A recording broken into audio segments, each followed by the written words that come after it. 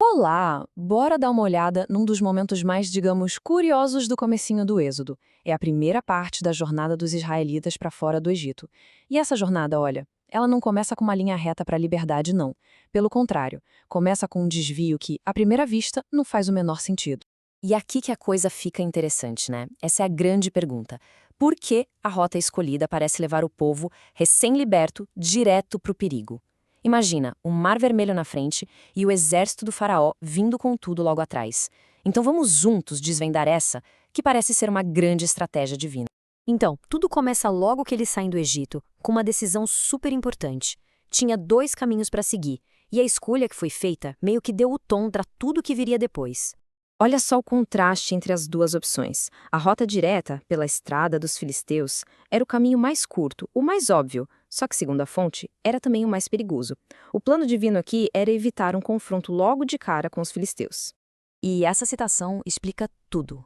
A preocupação era totalmente com o estado psicológico do povo. Pensa bem, eles tinham acabado de sair de séculos de escravidão. Uma guerra logo no início podia acabar com o moral de todo mundo e fazer com que quisessem voltar. E o comentário ainda ressalta que, mesmo indo pelo caminho mais longo, eles ainda pensaram em voltar. Imagina se tivessem que lutar já no primeiro dia. Certo. Com um caminho definido, a narrativa agora foca em duas preparações que foram fundamentais para a longa jornada que vinha pela frente. A primeira foi um ato de fidelidade que atravessa o tempo. Moshe carregou os ossos de Iosef. E isso não foi uma decisão do momento, não. Foi para cumprir um juramento que o próprio Iosef, gerações antes, fez seus irmãos jurarem que passariam adiante, para garantir que seus restos mortais voltassem para a terra prometida. A segunda preparação é descrita por uma palavrinha em hebraico, vashamoshim. O significado principal dela, segundo a maioria dos comentaristas, é que os israelitas saíram armados ou equipados. O que faz todo sentido, né? Uma viagem pelo deserto exigia que eles estivessem preparados para se defender e sobreviver.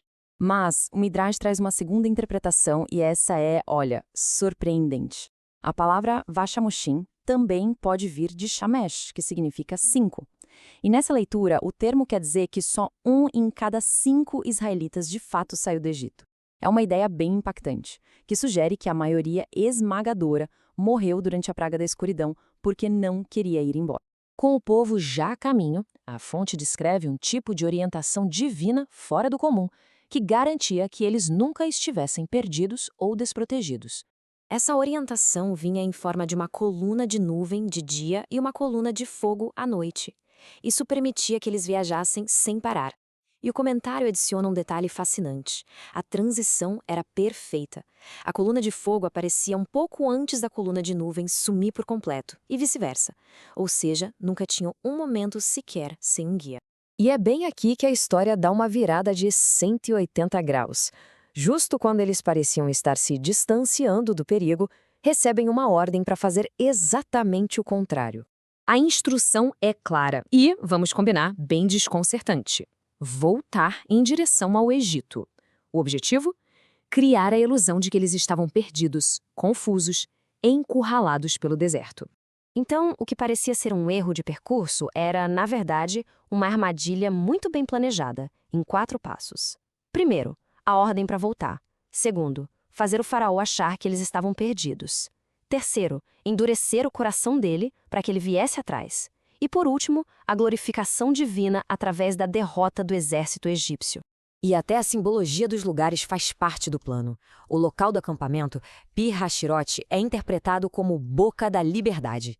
E eles acamparam bem em frente a Baal Tsifon, que, segundo o Midrash, foi o único ídolo egípcio que ficou de pé de propósito, só para dar ao faraó aquela falsa sensação de confiança no poder dos deuses dele. E é importante notar o que os comentários dizem sobre o povo nesse momento. Eles obedeceram. Em vez de perguntar por que a gente está voltando para perto de quem quer nos escravizar, eles confiaram na liderança de Moshe. Um ato de fé e tanto, né? E a armadilha, claro, funcionou, que foi uma beleza. A isca foi mordida. O foco da história agora volta lá para o palácio no Egito. A linha do tempo mostra como tudo aconteceu num piscar de olhos. Os israelitas tinham permissão para uma viagem de 3 dias. No 4º dia, quando eles não voltaram, os espiões do faraó deram um alarme. A perseguição começou quase que na mesma hora. A gente precisa lembrar que depois da última praga foi o próprio faraó que praticamente expulsou o povo do Egito, mandando eles irem embora. Mas agora o arrependimento bateu na hora. O texto diz que o coração do faraó e de seus servos mudou. A realidade econômica de perder toda a força de trabalho escrava caiu como uma bomba, e a resposta foi a perseguição. As motivações eram bem claras. A perda econômica, o orgulho ferido e a crença de que os israelitas estavam vulneráveis. E o faraó se envolveu pessoalmente, preparando a própria carruagem para liderar o ataque. Um gesto para inspirar seu povo a ir para a batalha junto com ele. Aqui, o comentário levanta uma pergunta muito lógica, quase um furo no roteiro. Se a praga da peste matou todo o gado egípcio, de onde é que saíram os cavalos para as 600 carruagens de elite e todo o resto do exército? A resposta é uma baita ironia.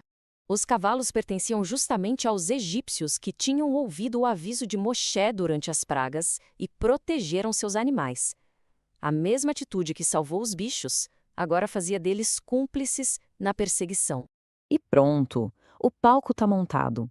O faraó, de coração endurecido, persegue um povo que, do ponto de vista dele, está saindo de mão erguida, triunfante.